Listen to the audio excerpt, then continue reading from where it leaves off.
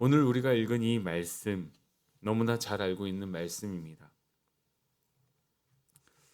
그런데 이 말씀에 보면은 부모라면은 도저히 이해할 수 없는 행동을 하는 아들이 나오지요. 저 혼자 잘 살아보겠다고 부모 가슴에 대못을 박는 철없는 행동을 하는 아들의 모습이지만, 더 놀라운 것은 이 못된 아들의 청을 다 들어주는 아버지의 모습이라는 겁니다. 어떠한 마음으로 그 철없고 못된 아들의 청을 들어주었는지는 모르겠지만, 그런 상황 가운데서도, 가슴이 미어지고 찢어지는 그런 아픈 상황 가운데서도 그것을 들어줄 수밖에 없는 아버지의 심정, 그리고 또 그 못된 아들을 기다리며 걱정하는 아버지의 그 심정이 바로 우리를 향한 하나님 아버지의 마음인 것을 우리는 깨달을 수 있는 시간이 되어야 할 것입니다. 우리를 포기하지 않으시고 따뜻하게 안아주시는 하나님 아버지께 감사드리는 기쁨이 우리 가운데 다시 회복되어지길 소망합니다. 오늘 말씀에 보면 어떤 사람에게 두 아들이 있었습니다. 그 중에 둘째 아들이 아버지가 자신에게 줄 유산을 미리 달라고 요청을 합니다. 이는 이스라엘 율법에 의하면 절대로 해서는 안 될 폐륜에 해당되는 일이었습니다. 만일 아버지가 이 일을 괘씸하게 여겨 장로나 그 마을의 지도자에게 이야기를 했다면 율법에 의해서 이 둘째 아들은 돌에 맞아 죽었을 것입니다. 유대 사회에서 자녀에게 부모의 유산을 줄 때는 그 부모가 돌아갔을 때만 또는 돌아가기 직전에만 가능한 일이기 때문입니다. 지금 둘째 아들이 아버지에게 자신에게 줄 유산을 미리 달라라는 것은 멀쩡하게 살아있는 아버지를 죽었다라고 여기는 것과 같은 것입니다. 살아있는 아버지를, 멀쩡히 있는 그 아버지를 죽었다라고 여기는 불효 중의 불효를 지금 보이고 있는 것이죠. 이런 불효막심한 아들의 요청을 또 아버지는 이런 반구하지 않고 그 요구를 들어줍니다. 아버지가 이렇게밖에 할 수 없었던 이유는 아마도 그 둘째 아들의 성정을 너무나 잘 알았기 때문이었을 것입니다. 진짜 말도 안 되는 이유로 아버지 유산을 받은 이 둘째는 그 유산을 모두 모아서 아무도 모르는 먼 나라에 가서 허랑방탕한 삶을 살게 됩니다. 그 결과는 아버지에게 받은 모든 재산을 탕진해 버리고 말았지요. 설상가상, 가진 게 없는 빌털터리가 되어버렸을 때 그 지역에 큰 흉년이 들게 되었습니다.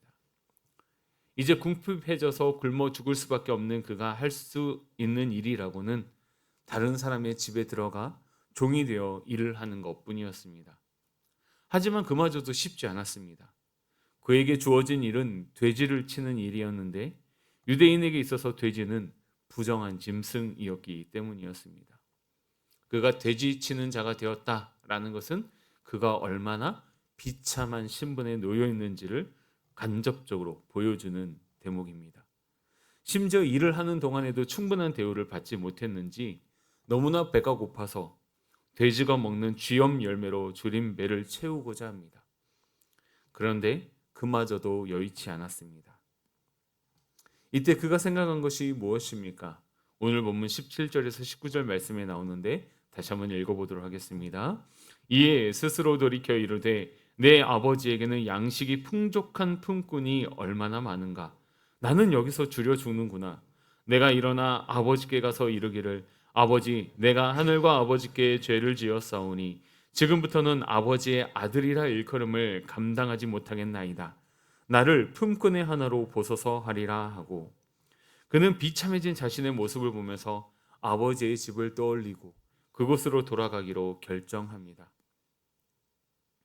이렇게 못된 아들이 바깥에서 이런저런 일을 당할 때 아버지의 모습은 어떻습니까? 아버지는 아들이 그 모든 재산을 싸들고 집에 나갔을 때부터 이제나 저제나 언제 돌아올지도 모를, 어쩌면 돌아오기는 할지도 모른 이 아들을 기다리고 있다라는 것이죠. 자신에게 대못을 받고 마음의 상처를 커다랗게 주고 떠나버린 아들을 그래도 무작정 기다리는 것이 부모의 마음인 것 같습니다. 어쩌면 이게 자녀들은 알 수 없는 부모의 사랑이겠지요. 그러다 저 멀리서 오매불망 기다리던 아들의 모습이 보입니다. 성경에서는 20절에 아직도 거리가 먼데라고 표현을 하고 있습니다. 아무리 멀어도 부모는 자녀를 알아봅니다. 그게 부모입니다. 멀리서 자신의 아들을 발견하고는 뛰어갑니다. 조금 있으면 아들이 자신에게 올 텐데 그 찰나를 기다리지 못하고 먼저 달려가 맞이하는 모습을 보여주고 있습니다. 그리고 아버지는 묻지 않습니다. 네가 어떻게 살았냐? 어쩌다 이 지경까지 되었냐? 내가 너에게 주었던 그 수많은 재산들은 어찌하고 네가 지금 이런 몰골로 나에게 나오느냐?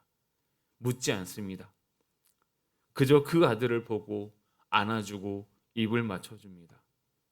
변함없이 사랑하는 아들로 맞아줍니다. 아들은 아버지에게 이러한 대접을 받을 줄 몰랐습니다. 부끄럽고 황송한 마음이었을 것입니다. 그러니까 아들이 뭐라고 이야기합니까? 오늘 본문 21절 말씀입니다. 아들이 이르되 아버지 내가 하늘과 아버지께 죄를 지었사오니 지금부터는 아버지의 아들이라 일컬음을 감당하지 못하겠나이다 하나. 자신의 죄를 아버지에게 고백하고 아버지의 아들이 아닌 종으로서 살겠으니 자신을 종으로 받아들여 달라고 이야기를 합니다. 하지만 아버지의 반응은 무엇입니까? 그를 종이 아니라 여전히 그의 아들로 받아들이고 손에 가락지를 끼우고 발에 신발을 신기고 살찐 송아지를 잡아 잔치를 벌입니다. 여기서 발에 신발을 신기다라는 표현은 그의 지위를 그가 누렸던 그 모든 것들을 다시 원상태로 회복시키다라는 의미가 있습니다. 아버지가 이렇게까지 하는 이유는 무엇입니까? 죽은 줄 알았던 아들이 살아 돌아왔기 때문입니다. 이제는 볼 수 없을 정도로 여겼던 그 아들이 돌아왔기 때문이죠. 잃어버린 아들을 찾은 그 기쁨으로 말미암아 잔치를 베푸는 것이죠. 아들이 돌아오는 것 그것 하나만으로도 아버지는 자신의 가슴에 대못을 받고 불효를 저지른 못된 아들을 용서하고 다 잊어버리고 기쁨과 즐거움으로 아들을 맞이하고 잔치를 베푸는 것입니다. 우리는 이 이야기를 너무나 잘 알고 있습니다. 여기서 아버지는 하나님이시고 불효막심한 둘째 아들은 유대 사회에서는 세리와 죄인들을 나타내고 있습니다. 그리고 더 나아가서는 하나님을 믿지 않는 모든 사람들을 나타내고 있는 것이죠. 여기서 우리에게 말씀하고 있는 메시지는 분명합니다. 하나님은 둘째 아들과 같은 탕자들이 돌아오길 기다리고 계신다라는 것이죠. 그리고 탕자들이 돌아오면 하나님께서는 그들을 묻지도 따지도 않으시고 그를 아들로 맞아주시고 그들이 잃어버린 신분을 회복시켜 주신다라는 것입니다.